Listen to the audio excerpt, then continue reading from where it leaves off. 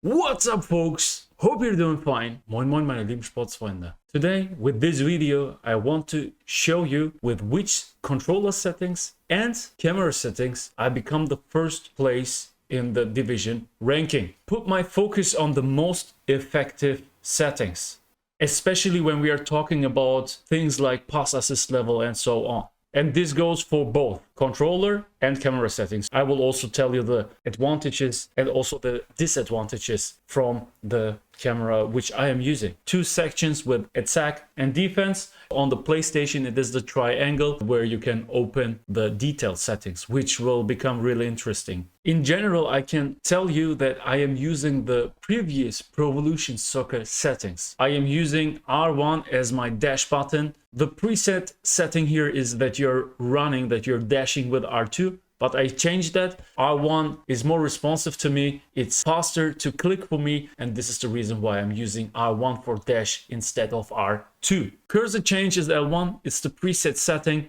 Special control, mostly needed for the curled shots, for controlled shots. The shielding option is on L2. The triangle button for me is the through pass, square is the shoot, circle is lofted pass, and cross is the low pass.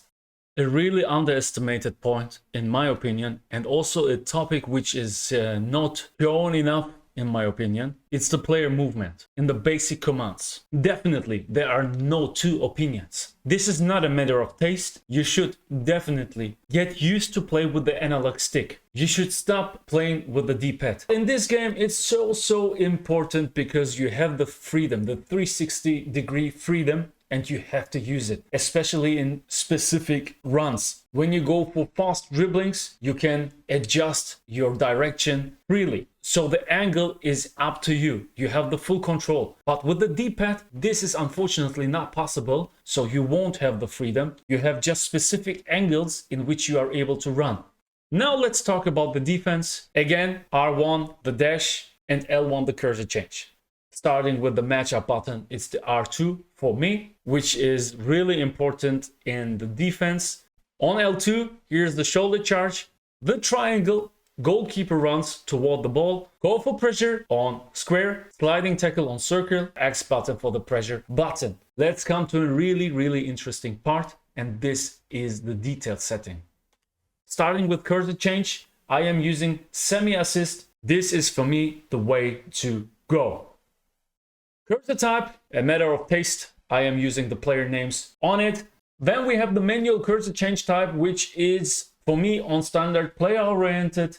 Now we are maybe at the most asked question in my streams, and this is Mednasah. Which pass level are you using? I am using the pass assist level 2. With level 2, you have the perfect balance of manual and automated. The shoulder charge is the way to go here. The shot type is basic. The direction guide for me is off. This is also a matter of taste. The next player indicator is necessary. Also an underestimated point with this, if you will press L1, you will know which player you will get next. And when I know which one I will get, which player I will get, this is a big advantage for me. Then we have the target guide, displays indicators for potential players to switch to when using off the ball controls. I have turned it on. Positioning guide online code matches is on. Last but not least is the feint command type. For me, this is on easy. These are the controller settings, and now it's time for my camera settings. To be able to go for my camera settings, which I am currently using, which I am using since the very first beginning, you have to go in game. You have to go for the custom section. And then in the custom section, you're able to adjust 3 settings, which are zoom, height, and angle. So for zoom and angle, you're going for 0, and for the height, you're going on 10. For me, this is a good balance, an accurate balance between far and close camera. One point about which I also want to talk just a little is the stamina gauge. With the preset setting, it's deactivated, and you will only see the stamina gauge at the bottom of the display with the names on. I am using the stamina gauge on above the head, so you have a good overview. For me, it's important that you know that this controller settings, camera settings are a matter of taste. Everybody has got his own opinion, has got his own strength and weakness. This is how I become the first place in the ranking. I hope you enjoyed this video. I would be really happy about a like and also subscribe to my channel. It won't cost you nothing.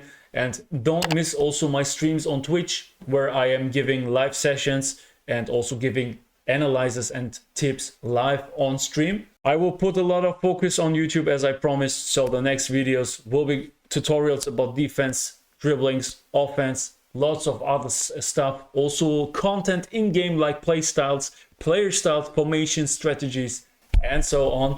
Make sure you don't miss nothing of that. So subscribe and see you in the next time. I will leave you with a nice and smooth Bam, Junge!